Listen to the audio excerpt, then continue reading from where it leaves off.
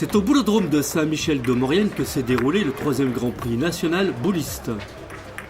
Cette manifestation de boules lyonnaise a été organisée par le club sportif de Saint-Michel-de-Maurienne. Donc le club sportif bouliste est la plus ancienne association sportive de Saint-Michel et aussi au niveau du département. Elle compte aujourd'hui 35 licenciés, voilà, une cinquantaine de sociétaires. Il fallait bien 25 bénévoles pour accueillir les 32 équipes de M2, venues de toute la région Auvergne-Rhône-Alpes, voire même au-delà. Eh bien, les boulistes sont bien accueillis, mais il y a toute la tendance qui suit au niveau restauration, buvette. Et nous utilisons également pour les premières parties de poule les boulodromes couverts de Saint-Julien-Mont-Denis et de Sainte-Marie-de-Cuine. Donc les associations qui mettent à notre disposition ces boulodromes dont on remerciera jamais assez. Malgré sa baisse de popularité, le sport de boule sera présenté aux prochains Jeux Olympiques de Paris en 2024.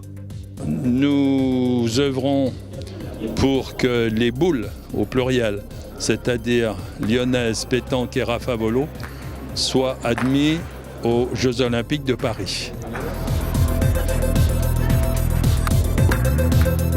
Sur un plan national, on a du mal à d'abord recruter les jeunes, à maintenir l'effectif, parce que compte tenu de l'âge, nous recrutons dans les entreprises, dans le sport adapté, pas mal de nouvelles licences, mais par contre nous perdons, en raison de l'âge, un certain nombre de licenciés.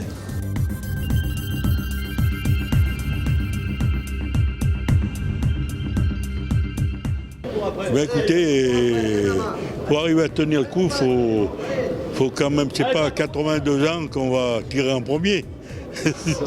Dans le temps, je pointais et je tirais. Mais maintenant, on est obligé de se plier si on veut jouer.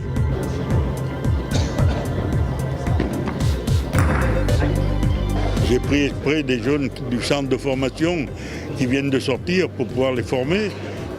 Petit à petit, ça vient, mais c'est dur, dur, dur. Des rencontres en 13 points pour une durée maximum de 2 heures. Et au bord des terrains, 2 arbitres nationaux qui assurent le bon fonctionnement des rencontres. Éventuellement, là, on regarde s'ils ne mordent pas l'arrêt en pointant et au tir, bien sûr.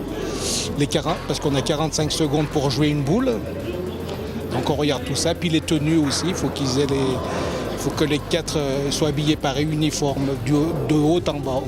Et après, il y a les mesures aussi. Ils nous appellent pour mesurer des points, vraiment quand c'est près ou loin. Et quand les 2 équipes ne sont pas d'accord, on nous appelle pour pouvoir mesurer des points aussi, ou des coups de tir. Vu qu'il faut taper dans un rayon de 50. Ce concours s'est déroulé sur 2 jours, le samedi pour les qualifications et le dimanche pour les finales. Il servira à établir un classement national en fin de saison et la qualification pour les championnats nationaux de cadrette.